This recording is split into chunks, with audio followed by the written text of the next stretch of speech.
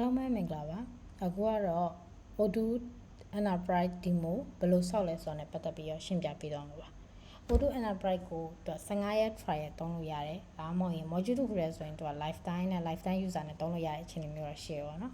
module တစ်ခုတည်းကတော့သုံးလို့တိတ်တော့မရှိဘူးပေါ့နော် Enterprise ကသူ့ရဲ့ပါတဲ့ feature တွေတည်အောင် Odoo က15ရက် trial စပြီးတော့သုံးပေးတဲ့နည်းလမ်းရှိတယ်အဲ့ဒါကိုဘယ်လိုသုံးမလဲဆိုရင်အရင်ဆုံး odoo.com ဆိုတဲ့ link နဲ့ကိုတွားပေးပြီးဆိုရင်အခုလိုမျိုးဒီမှာ database အခုက user တစ်ခုစောက်တာဆိုတော့เนาะပုံမှန်ဆိုသူက sign up လုပ်ခိုင်းလိုက်မယ်အဲ့မှာ sign up ဝင်ပြီးသွားပြီဆိုရင်เนาะ my database တွေကိုတွားလိုက်ရပါပြီ my database တွေကိုတွားပြီးတော့ create မှာ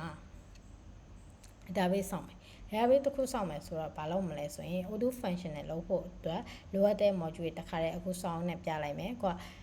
Odoo function လုပ်တဲ့အခါကျရင် functional ကသူကenterprise နဲ့ပဲပြမှာဆိုတော့ဒီ enterprise demo လေးနဲ့ပြပေးမှာပါအဲ့ဒါမှသူ့ရဲ့ Odoo ထဲမှာပါတဲ့ feature တွေကိုစုံလေးနဲ့ပို့ပြီးသိအောင်လို့ပါအဲ့တော့ Odoo လုပ်ဖို့အတွက်ဘယ် module တွေထည့်ပေးရမလဲဆိုရင် sale လိုမယ် point of sale လိုမယ်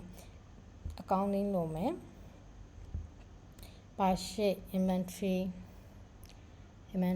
ပြီးရင် website တွေပါဆိုင်နေဆိုရင် website တွေပါထည့်ထားလို့ရတယ်ပြီးရင်နောက်ထပ် embroidery လိုမယ်ဆိုရင်လောက်ဆို payroll လိုမယ်လောက်ဆိုဆုံးပါပြီဒါပြီးကမှလိုတဲ့ဟာထပ်ပြီးထည့်လိုက်ရရတယ်အခုလို့ဆိုရင်တော့ continue ကိုလိုတဲ့ module တွေရွေးပြီးသွားပြီဆိုရင်တော့ continue နဲ့ဆက်ပြီးသွားပြီဆိုရင်ကိုယ့်ရဲ့ name ပေါ့နော်အခုကတော့ဒီ name ပဲဒီ name နဲ့ကို database စောင့်မဲ့ name ပေါ့ဒါမှမဟုတ်ကိုယ့်ရဲ့ email ကိုထည့်ပြီးသွားပြီဆိုရင်ကိုယ့်ရဲ့ company name ထည့်အခုကတော့ test ဆိုပြီးတော့ဆောက်လိုက်မယ်ဒီကောင်က database name ဖြစ်မှာဖြစ်လို့ URL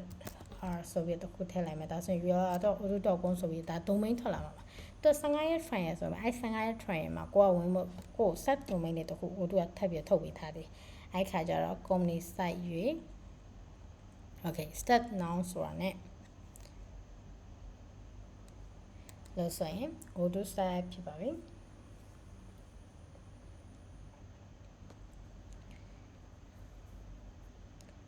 Okay ကိုယ့်ရဲ့ website ကိုသူကစောင့်နေရယ်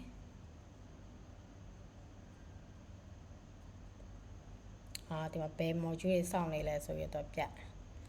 ကောင်းလေးစောင့်နေပြီ inventory ရောက်နေပြီokay purchase brand okay တော့ပြီးသွားပြီဆိုရင်ဒီမှာကိုစောနာထည့်ခဲ့လိုက်တဲ့ concept domain လေးနဲ့တော့ဝင်သွားပြီတန်းပြီး login ဖြစ်သွားပြီပေါ့နော်ဒီထက်ကိုရောက်သွားပြီlet's do စောနာက website ရွေးခဲ့တာဖြစ်တဲ့အတွက်ကိုဒါရေးတက်နေ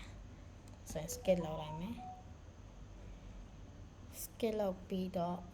okay ဒီခုလို့ဆိုရင် Odoo UI view လေးကိုတော့ login ဝင်ပြီးသားရောက်သွားပြီအဲ့ဆိုရင် Odoo ထဲကိုတွားလိုက်ပြီဆိုရင်တော့ tree hour တဲ့ဒါကို activate လုပ်ပေးပါတယ်အဲ့ဆိုရင် mail ထဲမှာတော့ကို Gmail တစ်ခုစစ်ကြည့်လိုက် mail ထဲမှာကို activate mail ကြလာလိမ့်မယ် Odoo ကနေပို့ပေးလိမ့်မယ်အဲ့ mail ကို activate လုပ်လိုက်ပြီဆိုရင်ဒီ database ကိုသူက15ရက်သုံးလို့ရအောင်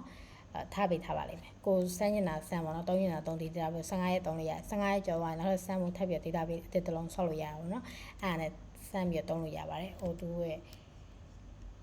ရဲ့ testing database ပါဒီ database ကိုသုံးပြီးတော့ functional flow တွေကို testing လုပ်လို့ရပါတယ်ကျေးဇူးပါ